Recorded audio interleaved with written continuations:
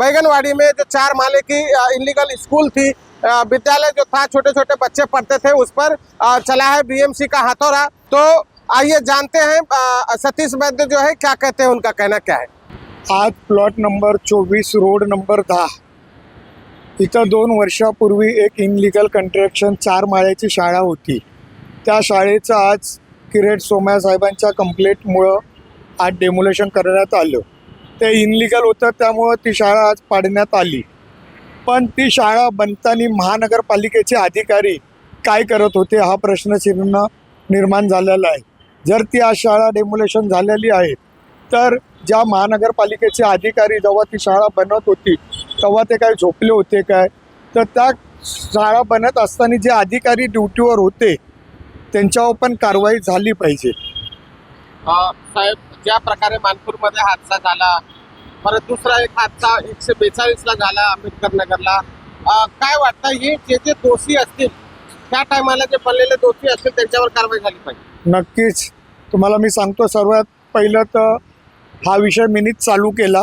Road number 10 plot number 24 मध्ये एक इमारत वाकलेली, त्या इमारतीची तक्रार करून ती इमारत मीनी डेमोलेशन करायला लावली। त्याच्यानंतर वार्ड क्रमांक 135 मध्ये एक इमारत कोसळली, त्याच्यामध्ये 6 ते 7 लोकांचा मृत्यू झाला। त्याला पण कुठंतरी महानगरपालिका कलेक्टर हे जबाबदार आहेत, फक्त त्याला कॉन्ट्रॅक्टर आणि घर मालकच जबाबदार नाही। त्याचं कारण असं आहे की जेव्हा इमारती बनतात तेव्हा हे महानगरपालिकेचे अधिकारी करतात काय? नक्कीच याच्यामध्ये महानगरपालिकाचे अधिकारी, इमारत कारखान्याचे, पोलिसांचे, तिथलचे ड्युटी ऑफिसर, नगरसेवक यांचं पण कुठंतरी तिथं कर्तव्य आहे की लक्ष द्यायला पाहिजे, इलिगल कंस्ट्रक्शन व्हायला नाही पाहिजे।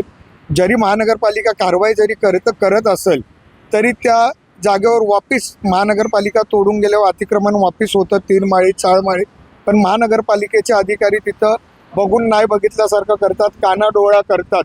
त्यामुळं ते वापिस वारंवार इनलिगल कंस्ट्रक्शन 4-4 माळ्याचे बनत आहेत। नक्कीच आज तुम्ही बघितलं तर जेवढे गावगुंड आहेत, ठेकेदार, यम पूर्व विभागामध्ये मानपूर शिवाजीनगरमध्ये मोठे मोठे नामिक गुंड आहेत, लाईट चोर आहेत, पाणी चोर आहेत, हे लोक आज लाईट चोर, पाणी चोर हे लोक कुठंतरी इनलिगल कंस्ट्रक्शन बनवत आहेत।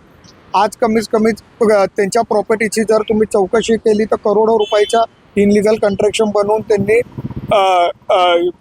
पैसे त्यांनी खूप कमवलेले आहेत आणि त्याच्यामध्ये कुठंतरी महानगरपालिकेचे अधिकारी पण त्यांना जबाबदार आहेत। सर्व जनतांना एकच आवाहन करणार आहे की कोणी इनलिगल कंस्ट्रक्शन करू नका, 4-4, 5-5 माळ्याचे घरं बांधू नका, लोकांच्या जीवाशी खेळू नका। उद्याचाला जर पाऊस हवा चालली तर त्याच्यामध्ये ते घर पडलं तर लोकांचे मृत्यू खूप मोठ्या प्रमाणामध्ये होऊ शकतात।